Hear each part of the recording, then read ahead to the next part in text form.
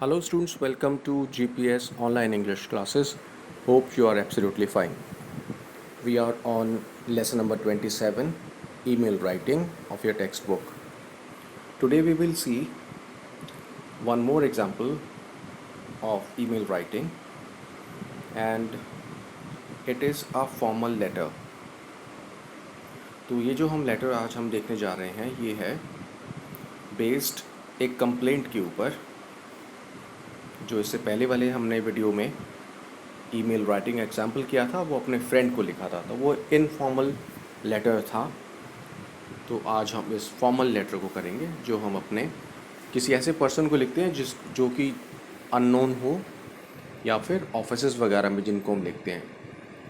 Formal emails उनको लिखी जाती हैं जो हमारे फ्रेंड्स या रिलेटिव्स नहीं होते हैं।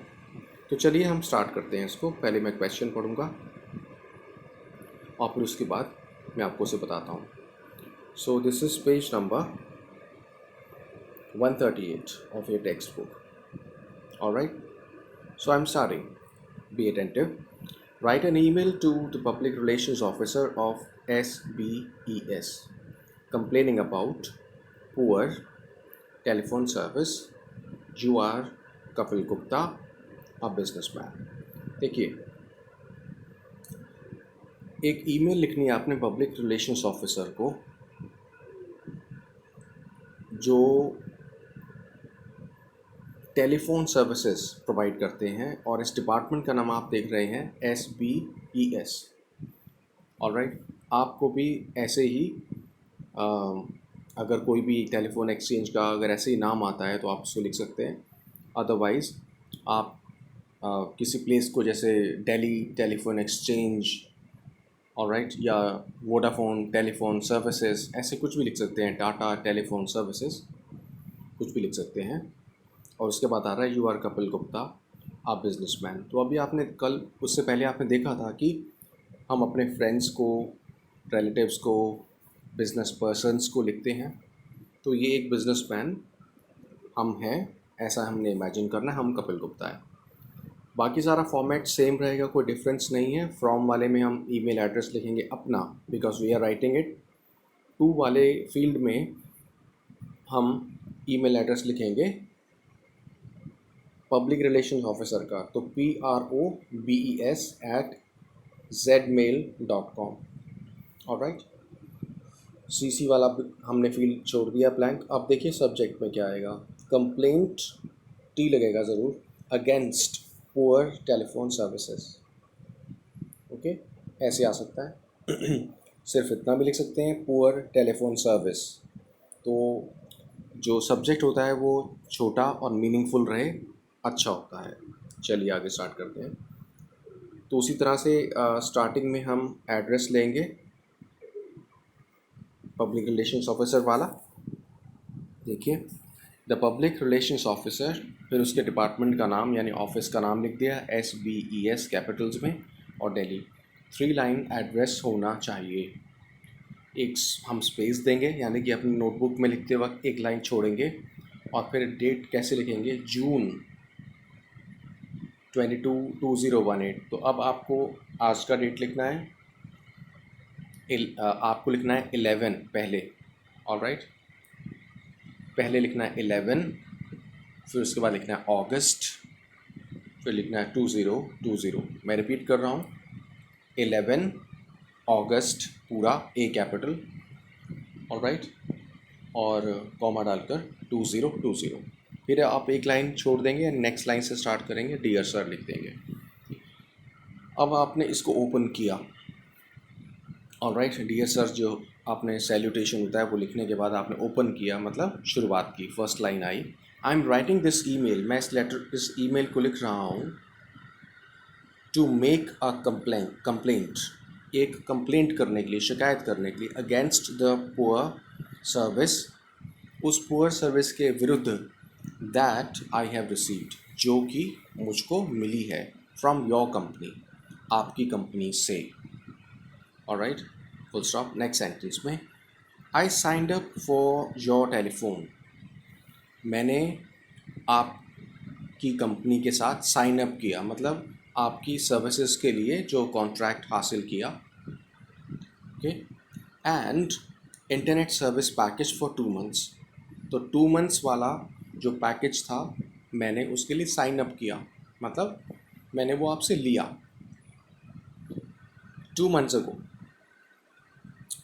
मैं दोबारा बताता हूँ इसको कि मैंने तुम्हारा telephone and internet service package sign up किया 2 मंथ्स अगो, 2 महीने पहले, बिकॉज योर एडवर्टाइजमेंट, क्योंकि जो आपका एडवर्टाइजमेंट था सजेस्टेड, उसने यह सजेस्ट किया, मतलब उसके अनुसार ऐसा लगता था दैट योर कंपनी, कि तुम्हारी कंपनी प्रोवाइडेड गुड सर्विसेज, कि आपकी कंपनी अच्छी सर्विसेज प्रोवाइड करती थी। इसमें सेकंड फॉर्म लिया है, ऑलराइट, क्योंकि हम इसमें पास्ट में चल रहे हैं। आगे चलिए, अब देखिए हमने पैराग्राफ चेंज कर दिया। शुरू के जो फर्स्ट पैराग्राफ में हमने ये लिखा है कि मैं कंप्लेन कर रहा हूँ, सर्विस मुझे अच्छी नहीं मिली, और ये बता दिया कि मेरा कौन सा पैकेज है, ओके। मतलब ये जो टेलीफोन सर्विसेज वाला एक पैकेज का ड्यूरेशन होता है, मतलब इसका टाइम होता है 1 मंथ वाला, 2 मंथ्स वाला, या क्या है। लेकिन इसमें ये बताया गया कि मैंने 2 मंथ्स पहले आपका ये पैकेज लिया था। अब बताएंगे कि हमें प्रॉब्लम क्या हुई है। I am sorry to inform, तो इसमें बेशक हम कंप्लेंट कर रहे हैं, हमें इस बात का ध्यान रखना पड़ेगा, हम इसमें फाउल लैंग्वेज नहीं लिखेंगे या बहुत स्ट्रॉन्ग नहीं लिखते हैं, हम इसमें पोलाइट ही लिखते हैं लैंग्वेज को, कि मैं ये बात कहते वक्त बहुत अफसोस शो करता हूँ। I am sorry to inform, क्या चीज़, that I am highly dissatisfied, मैं ये इन्फॉर्म करता हूँ आपको कि मैं बहुत ज़्यादा असंतुष्ट हूँ विद योर सर्विसेज, आपकी सर्विसेज यानी सेवाओं से। The reception is so poor, कि रिसेप्शन बहुत कम है। इसमें रिसेप्शन का मतलब क्या हुआ, रिसीव वर्ड से रिसेप्शन बना है। रिसीव का मतलब है ग्रहण करना, पाना, ले लेना। तो जैसे इंटरनेट के रेज आती हैं, जैसे आप बोलते हैं ना कि इंटरनेट नहीं आ रहा है, कनेक्ट नहीं हो पा रहा है, तो जो इंटरनेट की जो रेज हैं वो आपके घर के आसपास स्ट्रॉन्ग नहीं है, ऑलराइट। इसको बोलते हैं रिसेप्शन, कि आप जब इंटरनेट चलाते हैं तो वो ढंग से नहीं चल पा रहा है, ना कभी वीडियो क्लैरिटी नहीं है, कभी आवाज़ क्लियर नहीं है, इसे रिसेप्शन बोलते हैं, ठीक है, कि वो ठीक से काम नहीं कर पा रहा है। तो रिसेप्शन बहुत ज़्यादा ख़राब है। I have not been able to have a single seamless conversation. अब देखिए इसमें बोला है प्रेजेंट परफेक्ट टेंस यूज़ किया है, मैं अब तक नहीं कर पाया हूँ एक भी सीमलेस, मतलब कंटिन्यूअस, विदाउट ऑब्स्ट्रक्शन, बिना रुकावट के कॉन्वर्सेशन ऑन द फ़ोन, कि फिर दोबारा रिपीट करते हैं इसको, कि मैं अब तक भी एक भी ऐसी बातचीत नहीं कर पाया हूँ जो कि लगातार चली हो, ऑलराइट, उसमें कोई ना कोई प्रॉब्लम आती थी। फ़ोन की बात कर रहे हैं।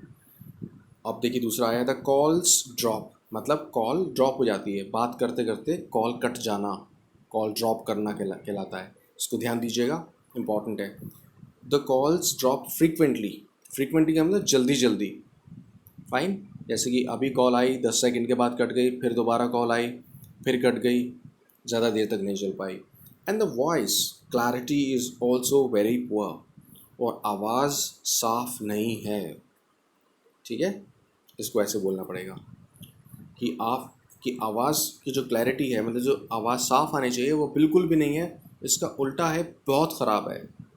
This is causing a lot of inconvenience, ये बहुत ज़्यादा असुविधा कर रहा है मुझको, ओके, मतलब मुझे बहुत ज़्यादा परेशानी हो रही है इस चीज़ से, इनकन्वीनियंस, फाइन। ऊपर सीमलेस आ गया था, सीमलेस के को आप लिख सकते हैं कंटिन्यूअस, CONTINUOUS, लगातार, ऑलराइट, विदाउट स्टॉपिंग।